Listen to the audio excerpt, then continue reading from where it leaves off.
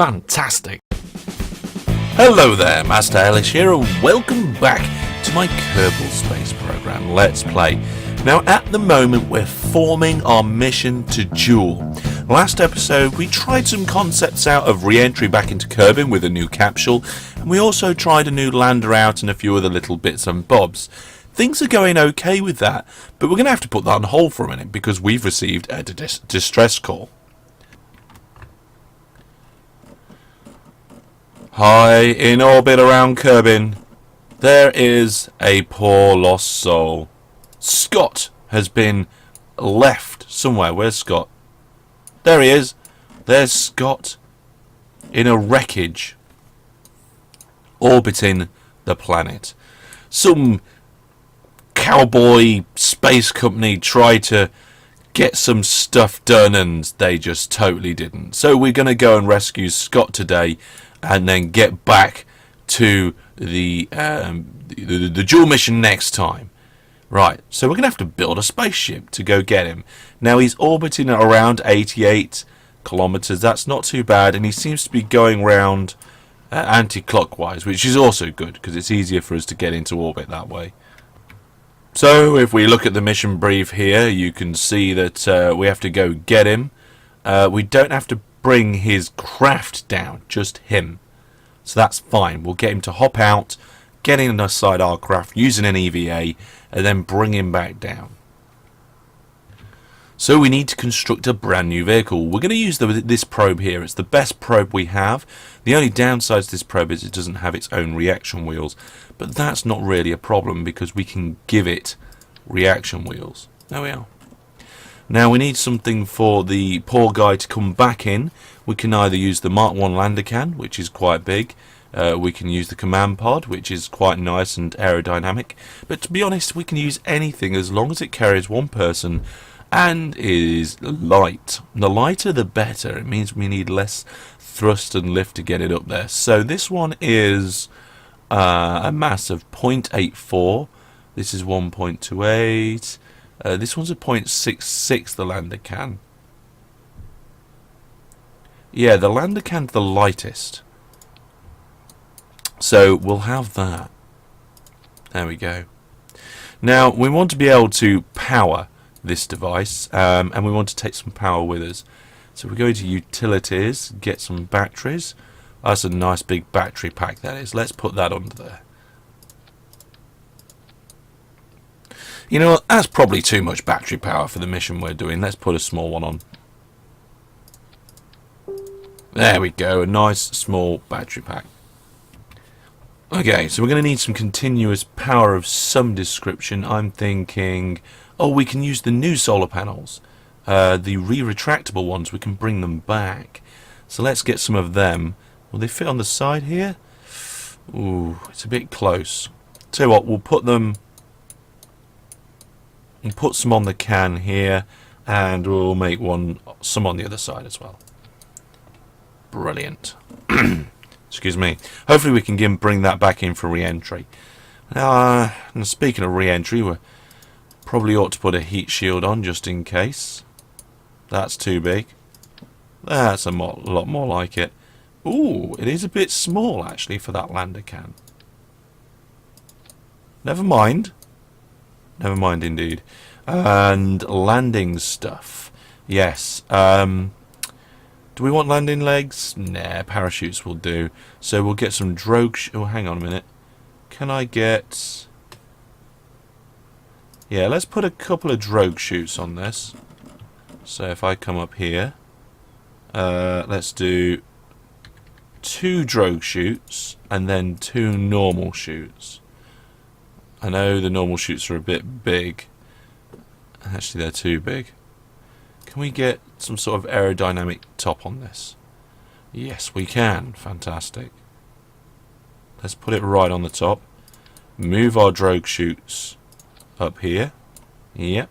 And then parachutes, parachutes, parachutes. Perfect. Let's separate them out. So we're going to have drogue chutes first. then parachutes. No, well, I suppose drogue chutes are a kind of parachute, but there we go. Now that's on the top of our probe, which is on some reaction wheels, which is on a battery pack. What we're going to do is reorder this so that the probe is on the bottom. So we want to be able to access the probe. There we are. And we're actually going to offset this a little bit, and we're going to move the battery pack and the reaction wheels inside our nose cone. So I'm going to hold shift here to do a small jump. Is that... we can get to the probe?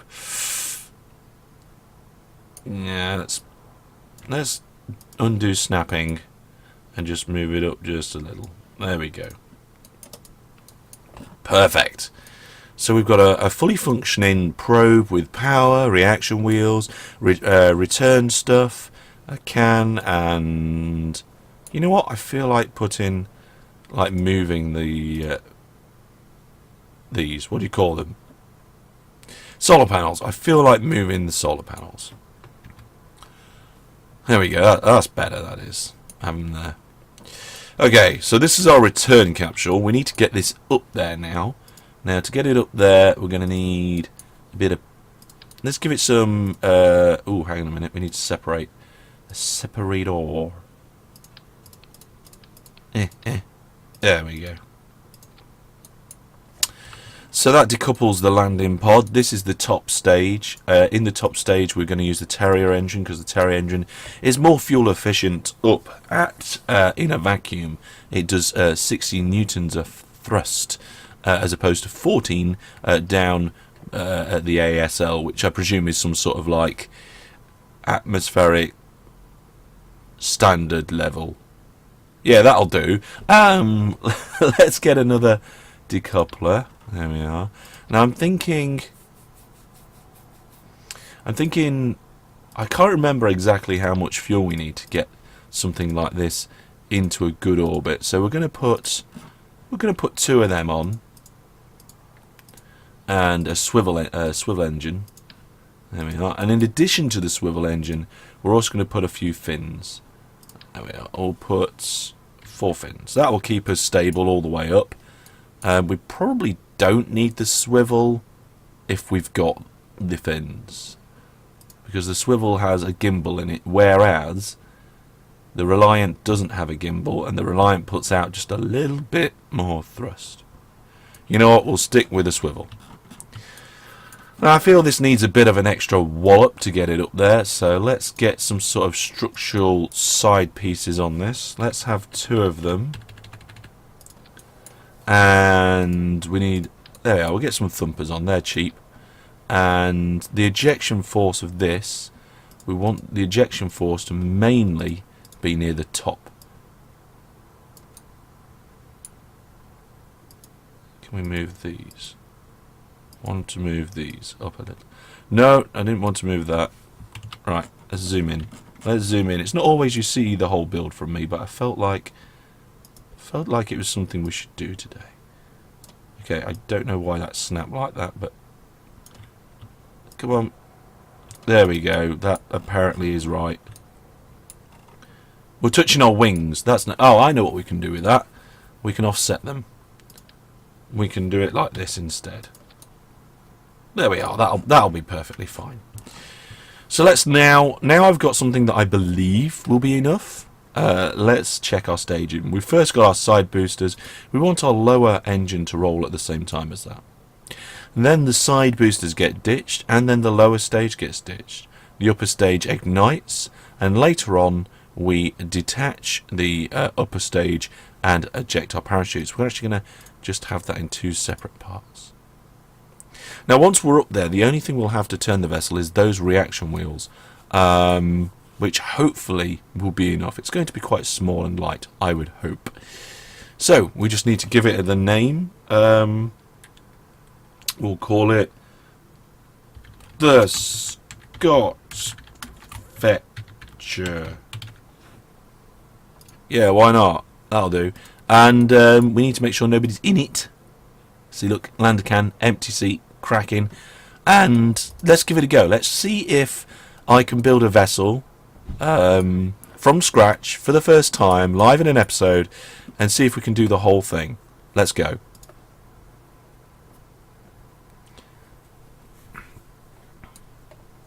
So, a quick check whilst we're on the launch pad. All looks symmetrical. The different bits are all on there. The only problem is that we didn't put any launch clamps on, so this thing is actually sat on the launch pad on the bottom of its engine, but it's a fairly small craft. Here is... oh, that was just a little objective I did in between episodes. Where's the actual one? Here we are. We've got to save Scott Kerman. Let's get our fuels up. You can see we've got some monopropellant, which we don't need. That's going to add extra weight. I didn't know that the lander can actually had monopropellant. Okay, let's get rid of that quickly.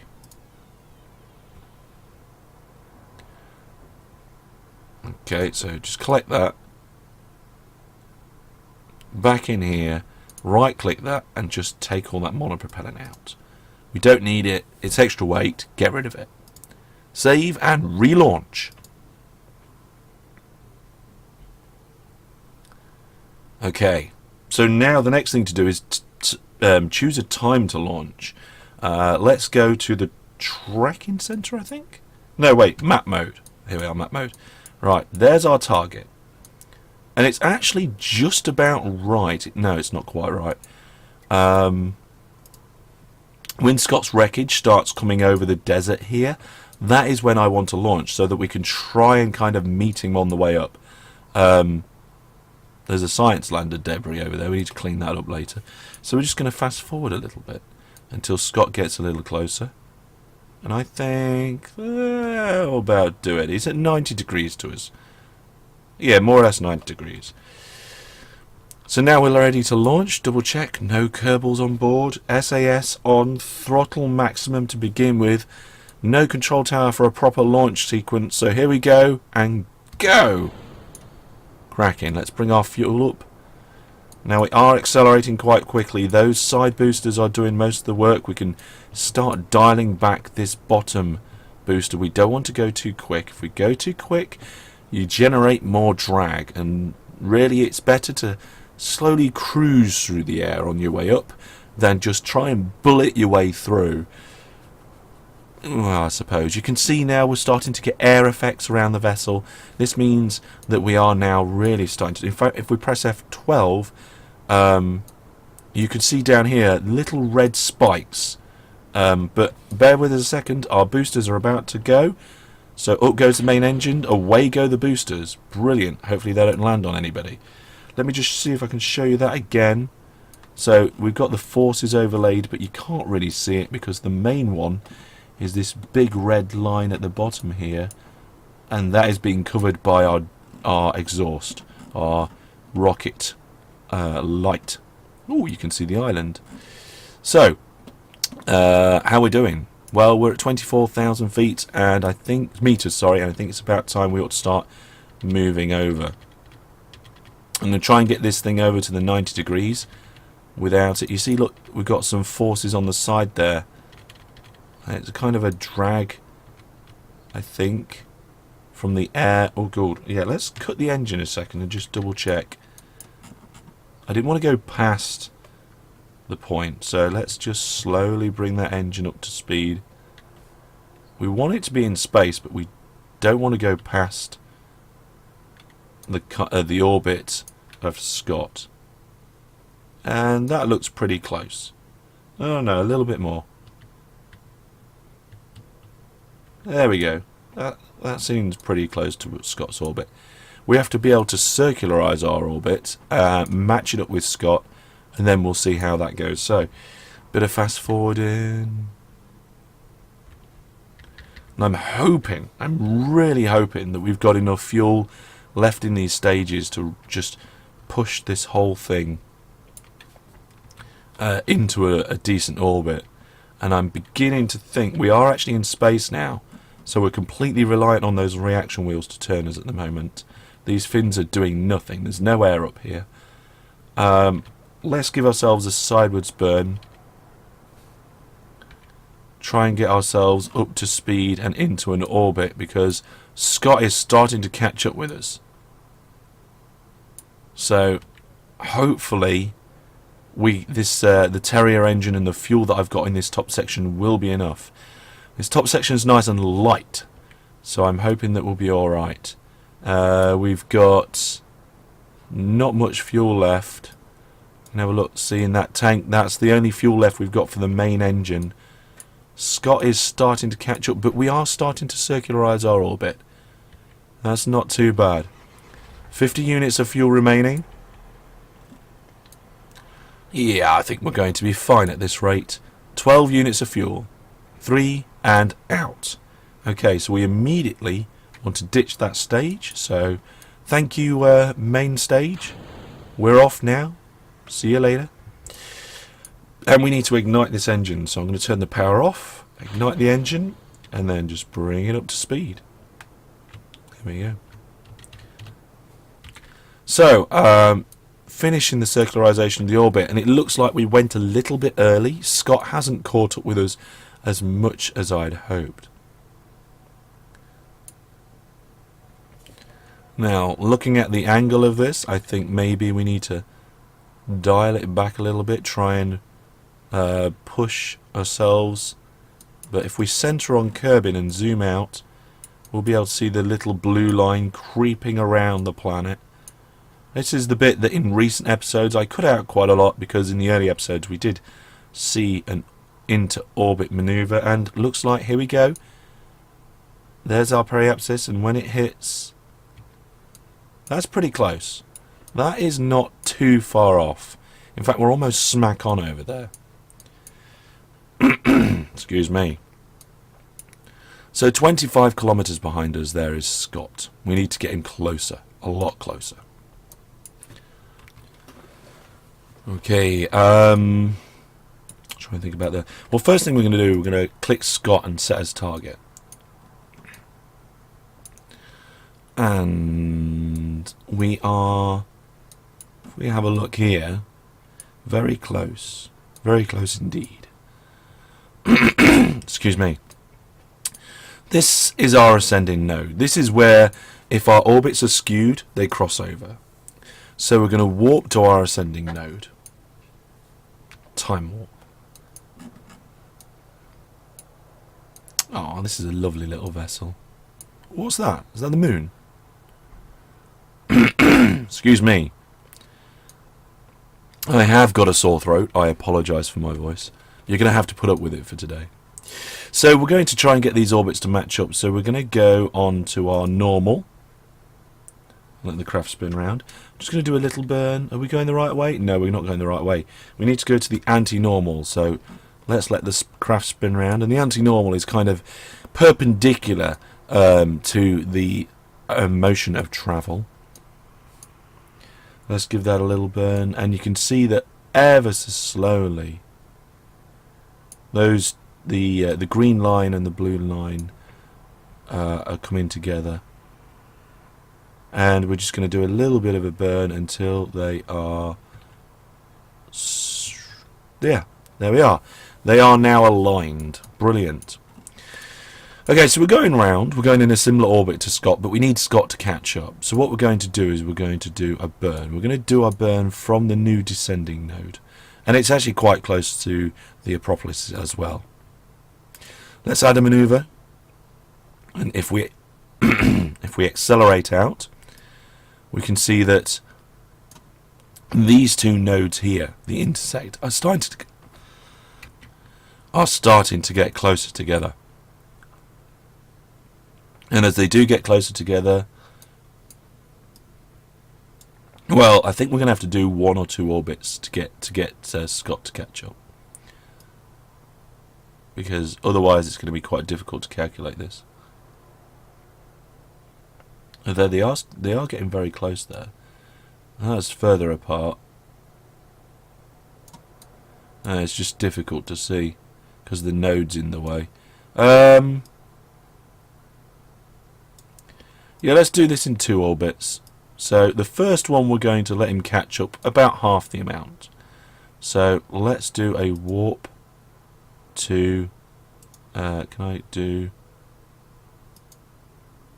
Oh, I need to warp to the next maneuver, and we need to actually do the burn.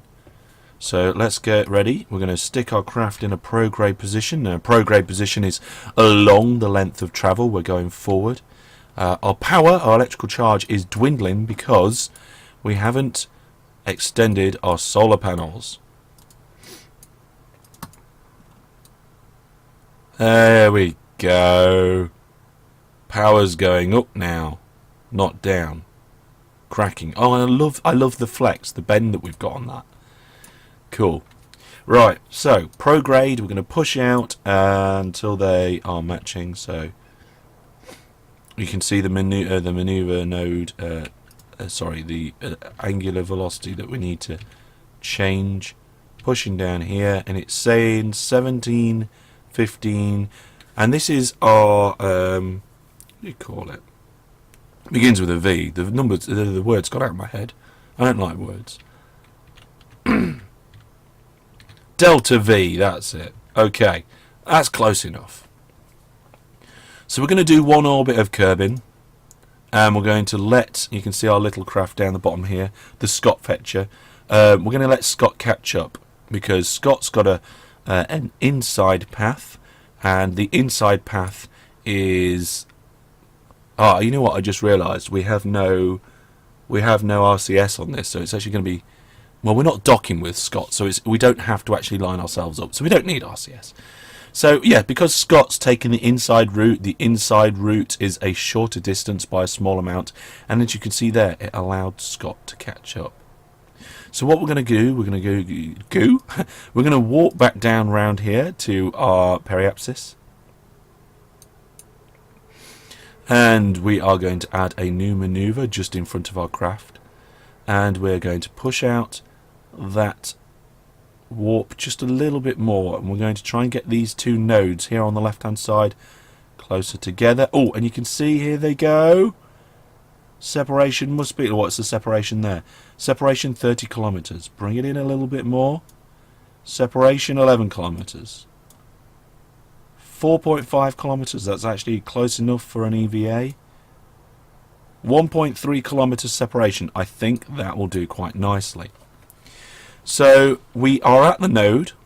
So let's put ourselves on that prograde point and start burning off. 7, 6, 5, 4, 3, 2, and I think that's it. It's quite difficult to see. So now let's warp to approximately here, where the two vessels are starting to get close together. Now, according to this, our intersect is going to be about 15 kilometers, which is actually too far. I think oh no, hang on, no. There's an intersect here of 0.9. Okay, that's fine. That is fine. So as you can see, they're coming together now. Scott has caught up and is actually microscopically ahead. Let's warp to about there, just before our 1 kilometer intersect. And let's zoom in. So now Scott should be around here somewhere. Let's put ourselves relative to target. Oh, we've lost our target. We've lost the target on Scott. Scott. No.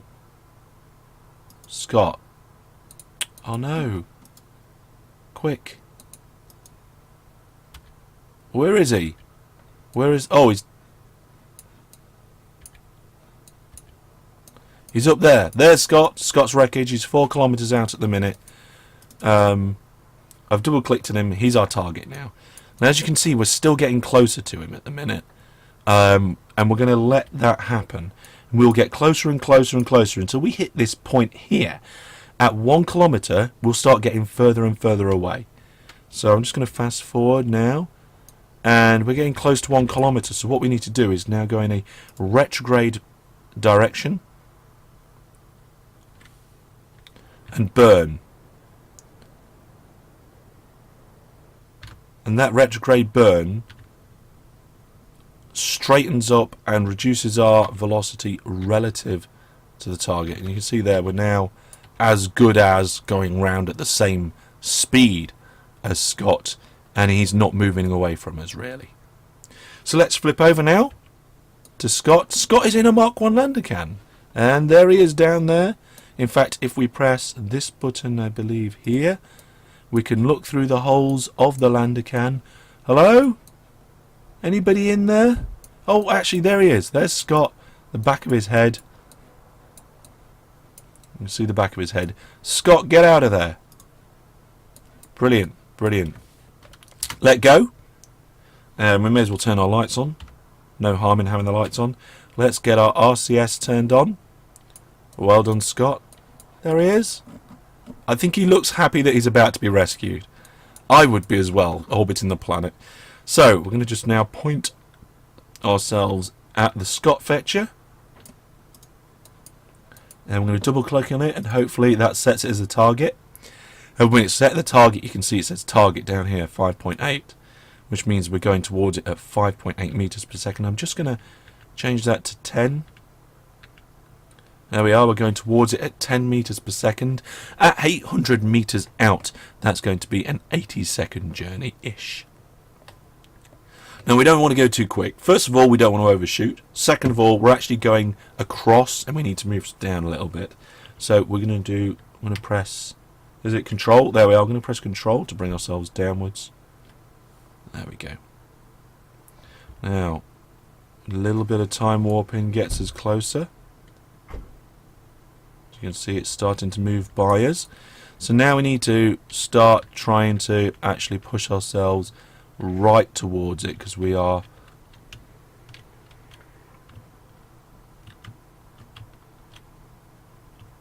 it was whatever way it's going, we need to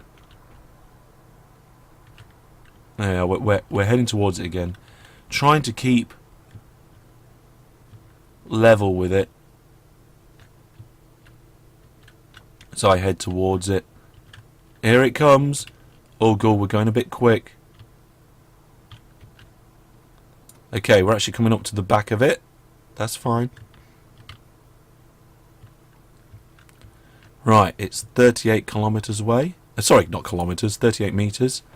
And we actually get a good look of our vessel, probably for the first time this episode. Alright, there's the door for the lander can. The last thing we want to do now is panic and realise that I'm going off in the wrong direction. So let's bring him down a little bit. And this is where we now start wanting to use very slow manoeuvres, not the big manoeuvres I was just doing at the beginning. So little touches, and we want to try and grab hold of those. I think we're heading more or less in the right point there.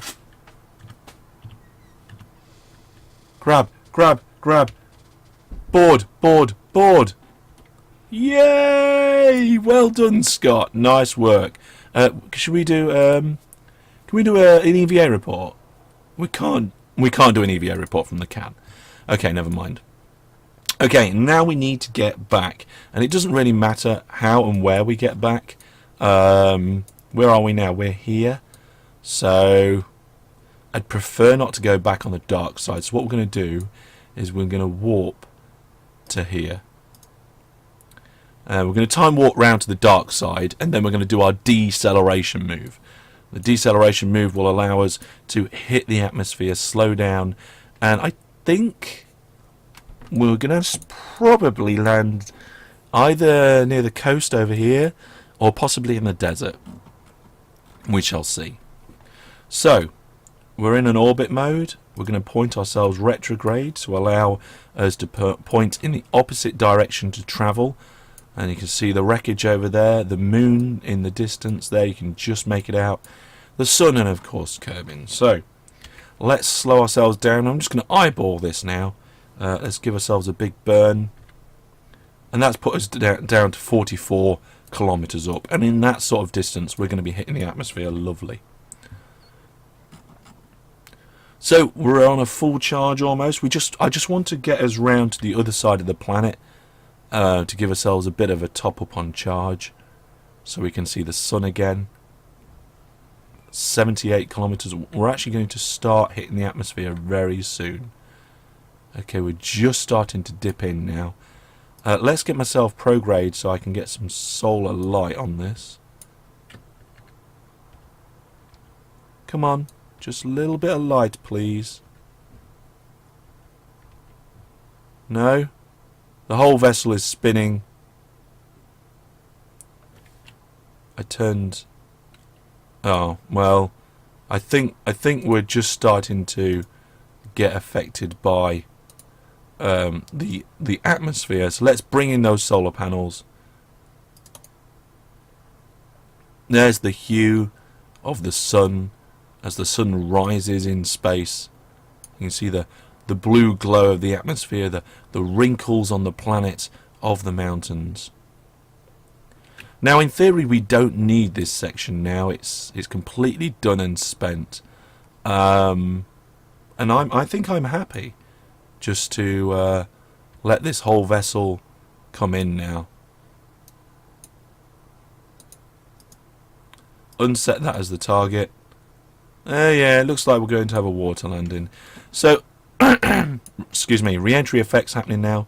We've got a bit of a spin going, but we can try and get rid of that with some SAS. There we are.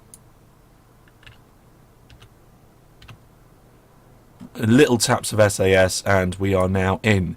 The ablator has actually lost a little bit of its jobby. 42 kilometers up. We're going sideways very quickly.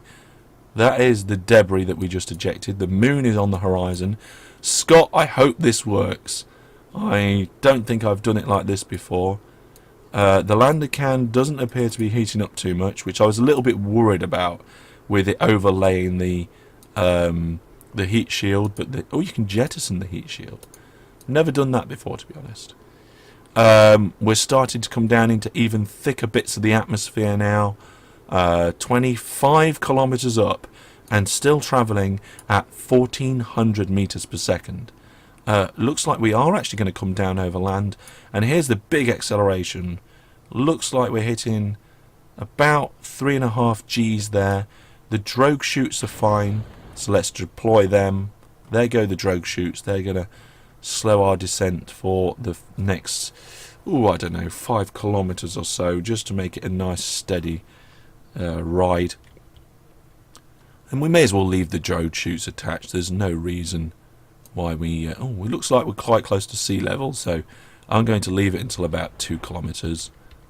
The drogue chutes have opened, so it's now time for the main chutes. And when the main chutes open, they should slow us down even more. 30 meters per second at the moment, heading towards the ground. And there we go. Now, to be honest, I wouldn't want to land in a box of metal on the ground at 5.5 meters per second. That's a bit quick. Really, for me, for my liking. So, as we descend now towards the ground, it's pretty much the end of the episode. We're going to recover Scott and go back to the Space Centre, have a look at what things we got. But if you've got any thoughts, ideas or questions from this episode, please let me know down in the comments. And I am going to be coming back to the main mission next episode, so we shall see you then. And it looks like we're about to have a landing now based on the shadows, and there we go, safely and nicely, Scott Kerman back to the planet thanks to this little pod. I think it worked out quite nicely. Okay, let's recover him.